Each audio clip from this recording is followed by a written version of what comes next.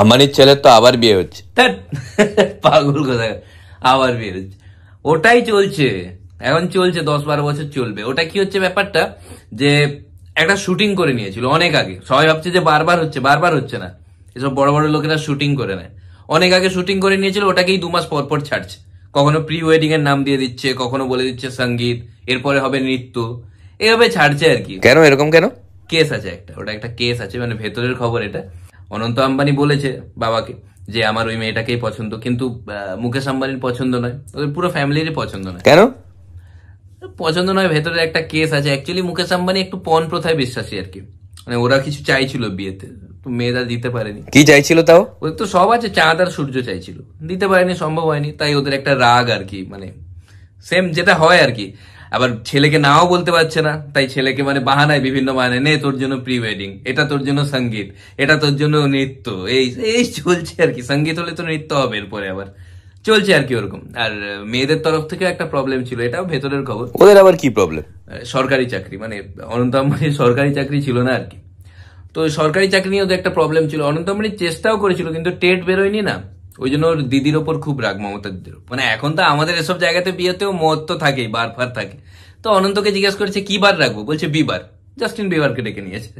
তাও কিন্তু মুকেশ আম্বানির অতটাও টাকা নেই আমরা যতটা ভাবি। টাকা থাকলে ও এবারকে ডাকতো, বিবার নয়। আর অত সেলিব্রিটিকে ওরা ডাকে, মনে হয় অত ওরা ডাকবে, অত সময় নেই। কিছু জনকে ডাকে, বাকিরা নিজেদের ডাকিয়ে নেয়, নিজেরাই ফোন করে বলছে আমি আমি যাবো, আমি ওখানে খাবো না প্রথম পঙ্গতে, আমি একটু গিয়ে ডান্স ফান্স করে চলে আসবো, হবে? আর কি না বলতে পারবে? ও চলে গেল। তুমি কে বলো তো? আমি মনে আছে আমি বিগ বসে ফার্স্ট একদম এলিমিনেট হয়েছিলাম, মানে এরকম করে নিজেরা ঢুকে যায় আর কি কিছু কিছু সেলিব্রিটি।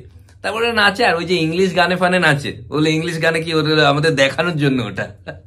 ওরাও সব এনজয় করে না, ওগুলো আমাদের দেখিয়ে দিল। তারপরে ক্যামেরা অফ, আসল ডিজে তখন শুরু হবে। ডিজে আউরা ফাউরা বড় বড় ডিজে আসবে, তারপরে হাইরে নাগিনগুড়ি, তারপরে ও গৌরা আজকাল ক খাইছু, পোলাতো নষ্ট আগুনেরই গোলারে, এগুলো তো তারপরে ওরা এনজয় করে নিজেদের মধ্যে। রণবীর সিং তো হাইরে নাগিনগুড়ি ছাড়া বেরোবেই না ওখান থেকে, ওটা চালাতেই হবে ওদের একটা। আর তুই কি ভাবছিস বিয়ে এবার থেমে যাবে? ও থামবে না। বিয়ে শেষ হওয়ার পরে শেষ হওয়ার আনন্দে আরেকটা পার্টি রাখা হবে, পোস্ট ওয়েডিং। এরকম হয় নাকি? আরে কি প্রিপেড পোস্টপেড হয় না? তো post wedding, pre wedding, post wedding. ছোট লোক তোরা ছোটই রয়ে যাবি। তারপরে আছে প্রি হানিমুন, পোস্ট হানিমুন, অনেক এখনো বাকি, এখনো 10-15 বছর চলবে এগুলো। আমার তো আশঙ্কা যে অনন্ত আম্বানির মানে ছেলে মেয়ে না ওর প্রি ওয়েডিং এ এনজয় করে পরে।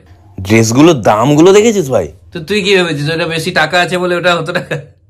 ওরা অ্যাকচুয়ালি গরিব সবাই, মানে শুনেছিস কিনা জানি না, সবাই যে ওদের ড্রেস পরে আসে, ওরা কি বড় বাজার থেকে কেনা নাকি?